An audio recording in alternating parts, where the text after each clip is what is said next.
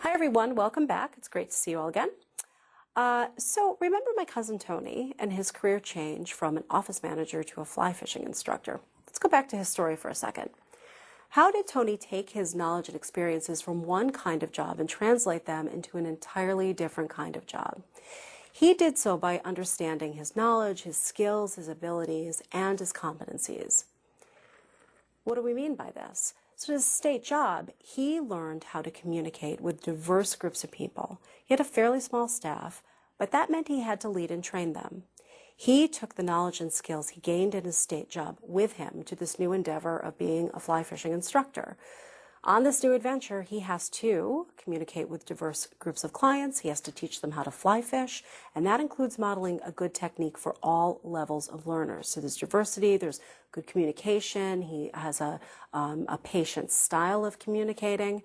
In other words, he was able to be agile with his career choice, and he was an effective self-manager because he understood those core transferable skills such as communication, leadership, as possible assets in this future career. At his interview, he was able to discuss the connections between what he used to do as a state worker and what he hoped to do as a fly fishing instructor.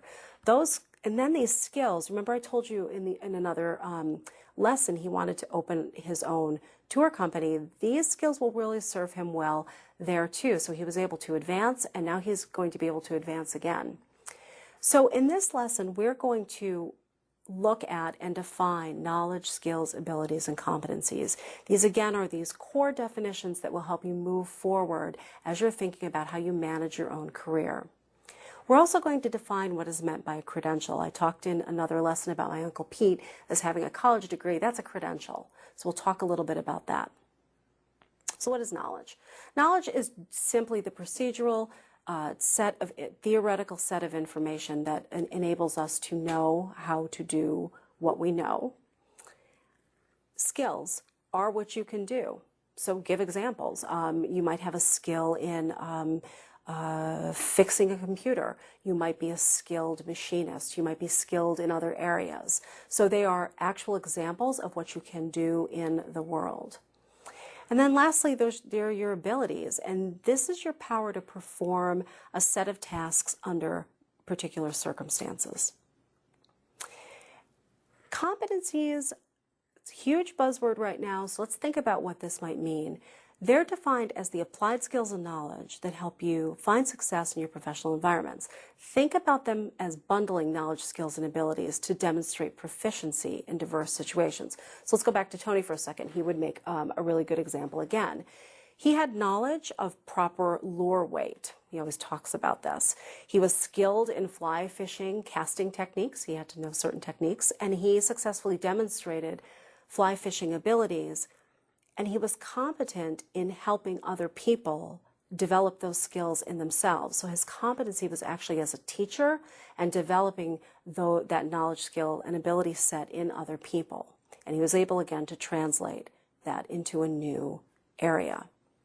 A credential signals the accomplishment as demonstrated in degrees, certifications, industry certifications, licenses, badges. So it's a signal that you've completed something based on a given set of criteria.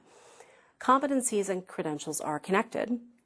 Research from the Lumina Foundation notes that competencies are understood both in industry settings and in academia and can be applied in multiple contexts. So they're a pretty powerful way of understanding how we can examine credentials and think about our knowledge, skills, and abilities. So what have we learned? Some more definitions, but important definitions. We've discussed knowledge, skills, and abilities, competencies, and credentials. Now that we've done that, it might be a good exercise for you all to start making lists of your own sets of skills, your own abilities, your own credentials. What do you know? And if it's difficult at first, don't worry about it, because we'll talk about it a little bit more in the specialization. But that act of naming those pieces for yourself is really another key component of being a self-directed protean career, having a protean career attitude. So take a turn at that, and we'll see you again soon.